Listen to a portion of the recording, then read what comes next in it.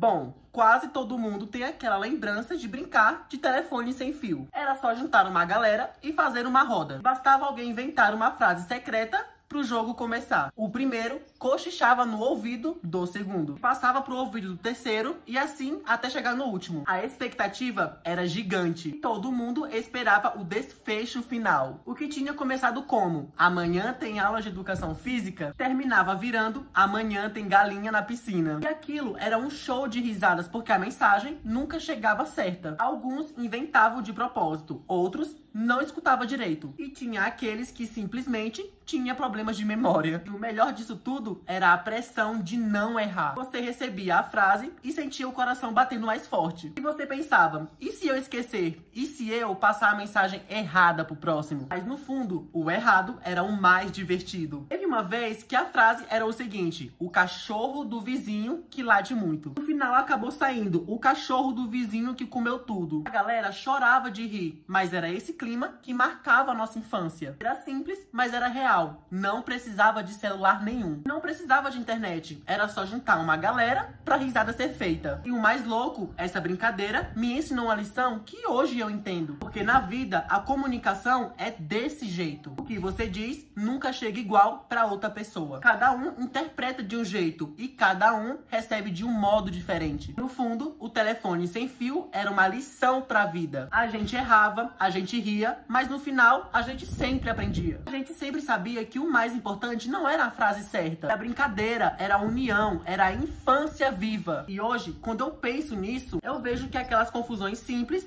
eram pura felicidade. E hoje, mesmo que o mundo tenha mudado muito, essas memórias continuam ecoando com o telefone sem fio e sem fim. E quando chegava a sua vez, era como se o mundo fosse acabar. Você se inclinava no ouvido do amigo para poder falar baixinho. E ele já começava a rir mesmo antes de entender a frase. E aquilo era uma pressão boba, mas era aquilo que fazia a brincadeira ficar mais divertida. Sempre tinha aquele amigo malandro que mudava as frases de propósito. Quanto maior a roda de amigos, mais a brincadeira ficava engraçada. Passar uma única frase para 15 ou 20 pessoas era uma receita infalível para poder chegar outra coisa no final. E quanto mais gente na brincadeira, mais de torcida a história ficava. Mas era isso que a gente esperava. E o momento mais esperado era quando o último da fila soltava a frase. Silêncio antes da revelação era total. Quando ele soltava a frase, todo mundo caía na risada. E era ali que tava o clímax da brincadeira. E na escola, essa brincadeira ganhava outro peso. Os professores, de vez em quando, deixavam nós brincar na sala. E a frase virava um desafio didático. Mas bastava uma frase bem maluca que o caos tomava conta. Hoje eu entendo que telefone sem fio não era apenas uma brincadeira. Era um aviso disfarçado. Porque nem tudo que você fala é entendido de um jeito certo. E nem todo mundo vai entender do jeito que você quer. Mas no final, o que importa não é a mensagem perfeita, e sim a conexão que você cria. Porque na infância, o que importava realmente para nós naquela época era rir todo mundo junto. E é isso, galera. Eu vou ficando por aqui. Eu espero que você tenha gostado do vídeo. Se curtiu o vídeo, não esquece de deixar o like, comentar